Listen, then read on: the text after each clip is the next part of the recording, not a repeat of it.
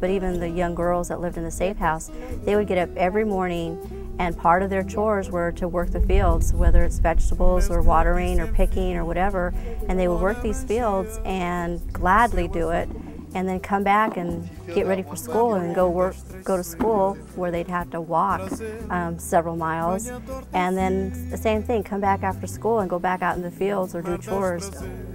And the food we'll share with the other orphans. We'll give the needy people who doesn't have food, and this should be an example of the other children's home in the area. I had the experience of picking up soil in my hands, and it was crumbly and it was red, and immediately I saw corn that was growing 7 feet, 8 feet tall, and big long ears of corn that were fully developed, and I said, wow, this is great soil. We dug the holes for the beans, and some of us were planting, and we planted them in September. September. And now they are good now they are ready now for to be harvested. The crisis is water, as it is even in our country, but there it's even more a crisis that without the water there is no possibility of growing things, because they're depending on the rains, and it's not a given that they'll be able to have a crop, and when they don't have a crop there is a real crisis.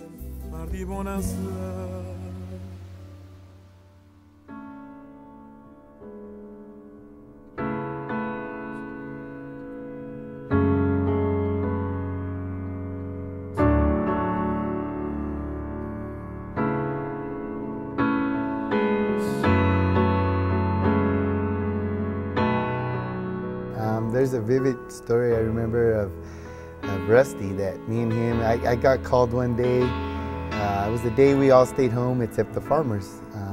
The only day we not really stayed home but didn't go out.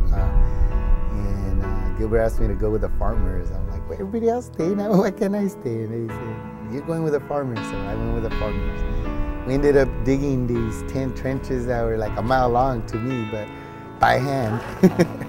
And Rusty was right there, didn't want me.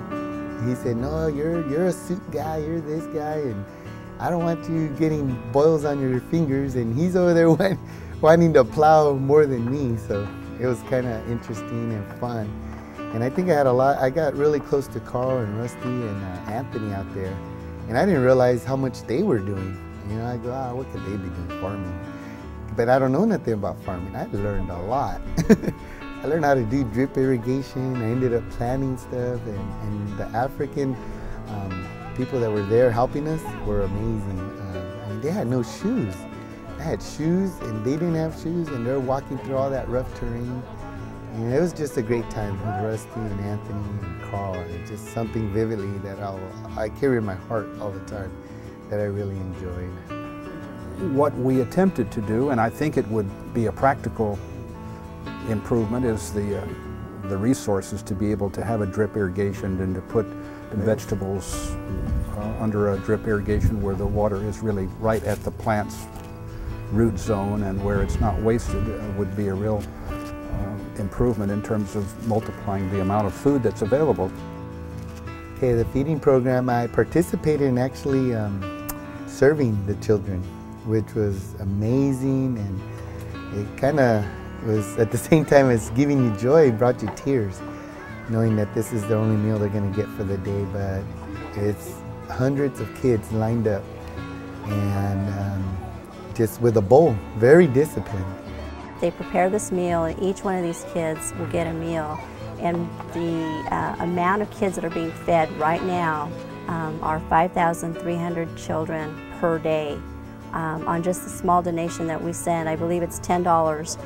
There's literally thousands of kids that are in this feeding program right now, and there's literally thousands more that should be in that feeding program. A little girl there came up to me. She took me by the hand and we sat down, and she offered me this meal. I mean, her only meal, and she was willing to give it to me. And you know, I would tell her no, that was okay, and she just insisted. But just, you know, the fact that this is the only meal that these children get and that they're willing to share it with a stranger. My name's Monica W. But we met a young woman by the name of Monica. I'm in charge of the girls' home, and I'm the director of the Safe Homes in Watoto Wenye Nguvu International Fund Care. And this woman has the strength and the endurance of, I don't know, 50 men. I was so impressed with her. She was not afraid of anything. She was committed to these girls, and her job was basically to make sure these girls were safe, and she took that very seriously. So this woman, Monica, I have to tell you a story that I love. She said, do not come past these holes. She said to the men, if you want to die today, touch one of these girls. But that house was just pretty amazing, just amazing that the women there really care about these young girls. I also got to go into Faraha and Huruma, which is the city life. Yeah, we have got so many children living around here, and the entire population is around 250,000 in Huruma. Yeah, living in a very small place, so there's a lot of congestion. When we went and visited Huruma and met the gentleman at the Faraha Community Center, their school was around 250 students, and now it's currently closer to 400. In visiting the Huruma village that we went to, the community center there, what really impressed me was the mothers and caretakers of some of these orphans that were displaced. Yeah, we have got an estimation of around 10,000 orphans living within Huruma. No matter where you went, these kids would just run and surround you, and they all had smiles on their faces. They smiled, and they wanted to share their lunches with you, and they wanted just to touch you. They just wanted to be held. How are you? Good to see you. How are you? How are you? And it was amazing. The kids were so excited to see a white person, because it's pretty rare that Americans or anyone that's fair complected goes there. And I can remember, and I have a vivid feeling of having children come around and feel my hairy arms and some things that culturally they weren't used to seeing, and I kind of rubbed their heads and sort of reciprocated.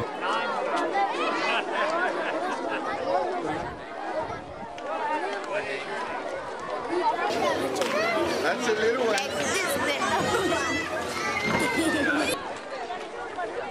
You guys, thanks for letting me visit you.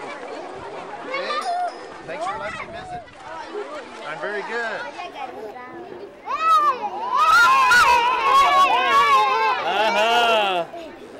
Okay, you ready? And they named the community center Faraha, which is Swahili for joy. The Faraha Community Center was developed around 4 years ago, and there's 4 founding members. There's David, Dan. He's Welsh. He's a good man. He's a good man. I love him. Chris and Carrie, and the character that these 4 men possess, they're like unlike anyone I've ever met. I don't want to say, okay, Carrie, you will spend the money, you will do this, you will do this, do this. Okay? What I want to do is say, Carrie, here is the money. You decide. They currently are running an HIV program, because HIV is very rampant throughout the area, where they have 3 different persons that go and see these HIV patients, and they take them to a clinic to help them. They're doing the microloan program, and they're running that, and we're able to support them financially so they can continue to run that, to give someone a $50 or $100 loan that'll change their lives and the lives of their families.